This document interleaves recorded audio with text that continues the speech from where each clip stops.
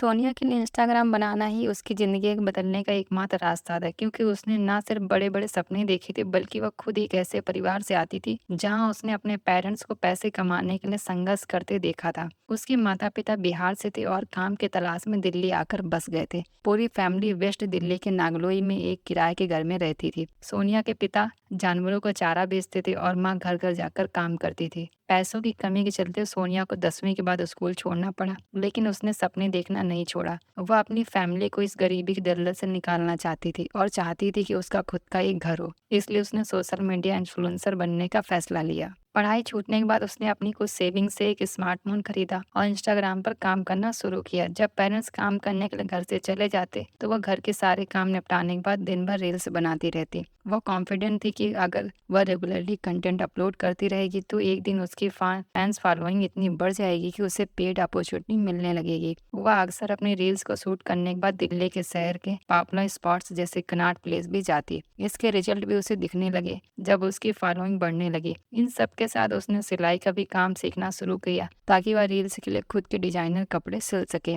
सोनिया ने हर हाल में social media influencer बनना ठान लिया था और उसके धीरे-धीरे उसके 7,000 से भी ज़्यादा फॉलोअर्स हो गए थे। लेकिन किस्मत को कुछ और ही मंजूर था। सोनिया के सपनों ने उड़ान भरना शुरू ही किया था कि तभी उसकी ज़िंदगी में एक भूत ने दस्तक दी। जी हाँ, एक भूत ने। एक ऐसा भूत जिसने सोनिया के सपनों से भरी कहानी का अंजाम ही ऐसा बदल दिया जिसने उसकी कभी भी कल्पना नहीं की थी। सोनिया सोशल मीडिया में पूरी तरह से डूब चुकी थी, क्योंकि उसके हिसाब से यही एक तरीका था जो उसकी किस्मत को बदलने का था। लगभग 1 साल पहले जब उसकी उम्र करीब 19 साल की थी, उसकी ज़िंदगी में एक भूत आया और दोनों के बीच लव अफेयर शुरू हो गया। यह सो कॉल्ड भूत कोई पैरानॉर्मल मूवी वाला भूत नहीं था, बल्कि उसका एक सीक्रेट बॉयफ्रेंड था, जिसे वह प्यार से भूत बुलाती थी। शुरुआत में सोनिया घरवालों को इस नए शख्स के बारे में कोई खबर नहीं थी, लेकिन वक्त के साथ सोनिया ने इस रिश्ते को धीरे-धीरे दुनिया के सामने लाना शुरू कर दिया। यहाँ तक कि उसने अपने सोशल मीडिया अकाउंट पर भी उसके साथ अपने पिक्चर्स पोस्ट करना शुरू कर दी। सोनिया अपने भूत के प्यार में इस कदर पागल थी कि जिस उम्र के मोड़ पर हुआ थी, वह वक्त उसके नया-नया इश्क कुछ लोगों के सर पर इस कदर हावी हो जाता है कि उन्हें दुनिया की बाकी चीजें दिखाई सुनाई देना बंद हो जाती हैं।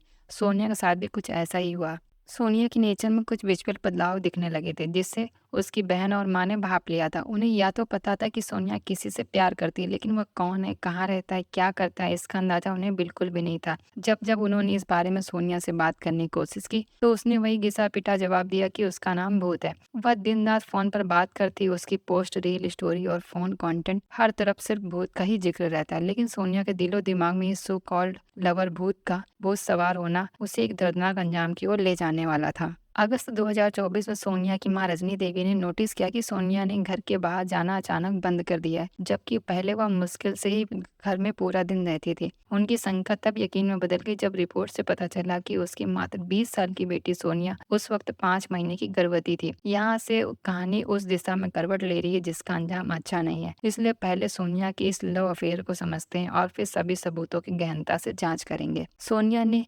61वें हफ्ते यानी कि करीब 15 महीने पहले एक स्टोरी लगाई थी, जिसमें यह समझा जा सकता है कि उसी समय उसकी इस लड़के से मुलाकात हुई होगी। सोनिया ने इस लड़के का नाम संजू बताया, जिसे वह प्यार से अपना भूत कहकर बुलाती थी। संजू हरियाणा से था, लेकिन सोनिया के घर के पास रेंट के पास अपनी एक फैमिली के साथ रहता था। पिछले साल 2023 की दिवाली पर सोनिया ने संजू को डेडिकेट करते हुए एक रील्स भी पोस्ट की थी। दोनों की उम्र सिर्फ 19-20 साल की थी, लेकिन सोनिया प्यार में इस कदर पागल थी कि कुछ ही महीनों के इश्क में उसने संजू को अपना पति मान लिया था। लगभग 1 साल पहले की एक स्टोरी में उसने संजू को माय हॉबी लिखा था और 10 महीने पहले एक पोस्ट में भी इसी कैप्शन के साथ फोटो अपलोड की थी। यह सोनिया की आखिरी स्टोरी थी, जो उसने 2024 में अक्टूबर में अपलोड की थी, जिसमें उसने संजू को माय एवरीथिंग मेंशन किया था। अक्टूबर 2024 में सोनिया अपनी प्रेगनेंसी के 7वें महीने में थी और उसने अपनी फैमिली को बता दिया था कि संजू ही उसके बच्चे का पिता है। वह पूरी जिंदगी संजू के साथ बिताना चाहती है, क्योंकि उसने हर तरह से उसे अपना पति मान लिया है। वहीं संजू ने सोनिया को बताया कि वह अपने माँ बाप और बड़े भाई भी और भाइयों के साथ रहता है, लेकिन वे इसे जायदाद से अपनी बेदखल कर चुके हैं।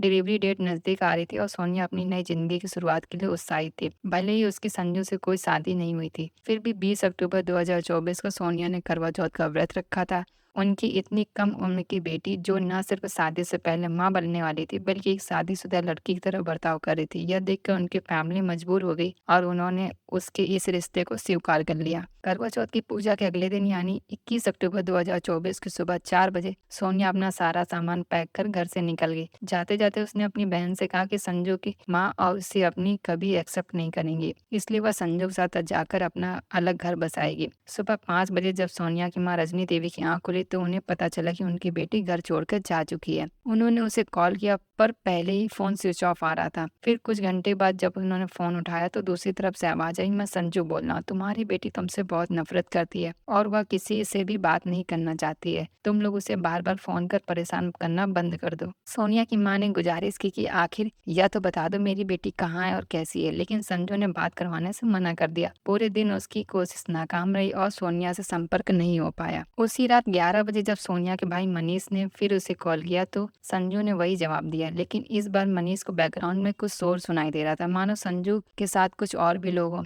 तभी मनीष के कानों में कुछ ऐसा सुनाई पड़ा जिससे उसे एक बड़ी अनहोनी घटना का आभास हुआ। मनीष ने संजू को किसी से बात करते हुए सुना, गड्ढा और गहरा खोदो। यह सुनकर मनीष का डर बढ़ गया, इसलिए सोनिया के परिवार वाले नागलोई पुलिस स्टेशन में मिसिंग कंप्लेंट दर्ज कराने पहुंचे, लेकिन पुलिस ने यह कह के कंप्लेंट फाइल करने से मना कर दिया कि लड़का और लड़की दोनों बालिग हैं और सोनिया अपनी मर्जी से गई है, इसलिए वे इसमें कुछ भी नहीं कर सकते हैं। पुलिस से निराशा मिलने के बाद परिवार ने खुद से संजू के बारे में जानकारी जुटानी शुरू की और अगले दिन संजू के घर पहुंचे। वहां उन्हें पता चला कि सोनिया के साथ गया संजू असल में सलीम था। सलीम के परिवार वालों ने सोनिया के परिवार से कह दिया कि उन्होंने सलीम को बेदखल कर दिया है और उनसे उनका कोई भी संबंध नहीं है। सारे रास्ते बंद थे, पुलिस भी मदद नहीं मिल पा रही थी। इस नए खुलासे से उनके शक को और भी गहरा हो गया। अगले दिन यानी 23 अक्टूबर को मनीष को पश्चिम बिहार पुलिस ने स्टेशन से एक कॉल आई, जिसमें पुलिस ने बताया कि उन्होंने एक लड़के को बिना नंबर प्लेट की बाइक चलाते पकड़ा है और उसके पास से सोनिया और उसके पिता के आधार कार्ड मिले हैं, जिन्हें सोनिया अपने साथ लेकर गई थी।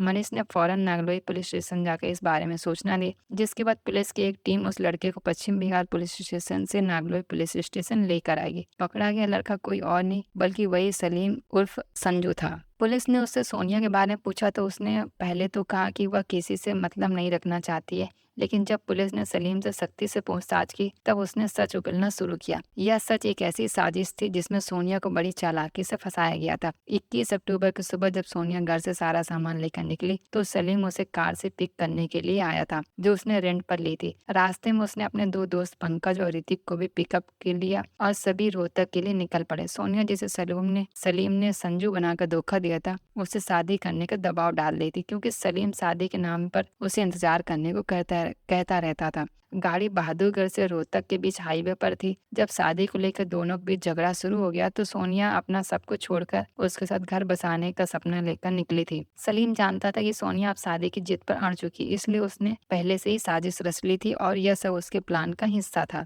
सलीम ने झगड़े को शांत करने के लिए और सोनिया को समझाने के लिए उसी दिन रास्ते में उससे शादी करने का वादा किया और इस बात का जश्न मनाने के लिए सभी रोहतक में पार्टी करने गए। पार्टी के दौरान सलीम और उसके दोनों दोस्त पंकज और ऋतिक ने शराब पी। शराब पीने के बाद वे देर रात तक रोहतक से लगभग 20 किलोमीटर दूर मदीना गांव के एक सुनसान इलाके में पहुंचे, जहां तीनों ने मिलकर 7 महीने की प्रेग्नेंट सोनिया को न सिर्फ बेरहमी से पीटा बल्कि मोबाइल चार्जर की केबल से गला घोटकर उसकी जान ले ली। यह वही 11 बजे रात का समय था जब मनीष ने सोनिया को कॉल किया था और उस वक्त सलीम अपने दोस्तों से गहरा गड्ढा खोदने को कह रहा था। तीनों ने 4 फीट गहरे गड्ढे में सोनिया को दफना दिया और वापस दिल्ली लौट आए ताकि किसी को शक न हो। सोनिया ने जिसे अपनी जिंदगी भर का प्यार समझा था, जिसके बच्चे की वह मां बनने वाली थी, उसी ने हैवान बनकर उसकी जिंदगी छीन ली। यहाँ तक कि पेट में पल रहे मासूम बच्चे का भी उसे ख्याल नहीं आया। सलीम ने पुलिस के सामने यह पूरा प्लॉट कॉन्फ्रेंस कर लिया। उसने बताया कि सोनिया उसे बार बार शादी करने का दबाव डाल रही थी, लेकिन वह इसके लिए तैयार नहीं था। उसने सोनिया से इस बच्चे को अबॉर्ट करने के लिए भी कहा,